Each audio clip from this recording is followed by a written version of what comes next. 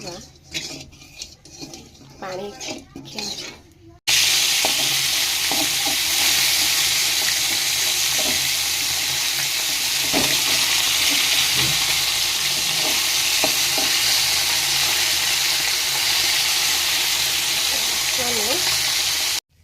ବାହାରିକି ରେଡ଼ି।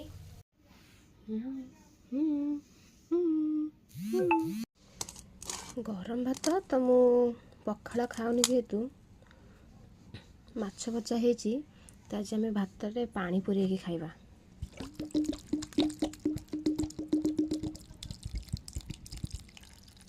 ବାସ୍ ସେତିକି ଥାଉ।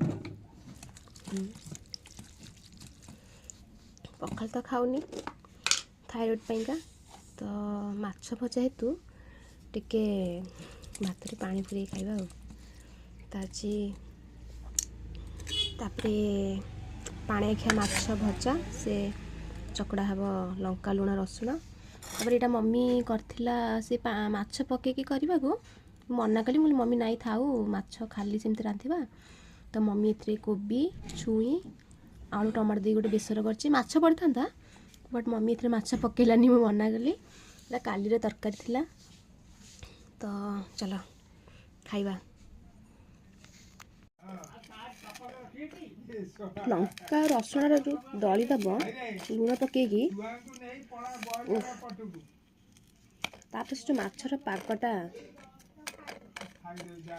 ଏତେ ଟେଷ୍ଟି ଲାଗିବ, ଏତେ ଭଲ ଲାଗେ ମୋତେ ଏଇ ମାଛ। ମମି ଭାଜୁଥିଲା, ମୋତେ ଏତେ ଭୋକ ଲାଗିଲା, ମୁଁ ମମି ସେ ଗୋଟେ ଦେଇଥା, ତୁ ଭାଜିଲେ ମୋତେ ପରେ ଦେବୁ।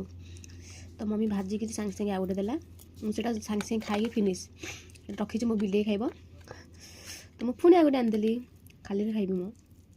ବହୁତ ଭଲ ଲାଗେ। କାହାକୁ କାହାକୁ ଭଲ ଲାଗେ କମେଣ୍ଟ କରିବେ। ମାନେ ପଖାଳ ଖାଇସାରିଲା ପରେ ତାଙ୍କ ତୋରାଣୀର ଅବସ୍ଥା ଏମିତି ଠିକ୍ ହେଇଯାଏ। ଖାସ୍ କରି ଯେତେବେଳେ ତୁମେ ତରକାରୀ ସହିତ ଖାଉଥିବ, ତ ତୋରାଣୀଟା ପୁରା ଏମିତି ନାଲିଆ ହିଁ ହେଇଯାଏ। ତ କ'ଣ କହିବା ଆଉ।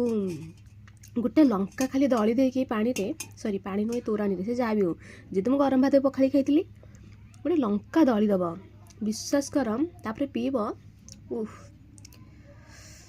କିନ୍ତୁ ପିଇ ସାରିଲା ପରେ ତଣ୍ଟି ପୋଡ଼ା ହେବ, ମୋତେ ଆଉ କିଛି କହିବିନି।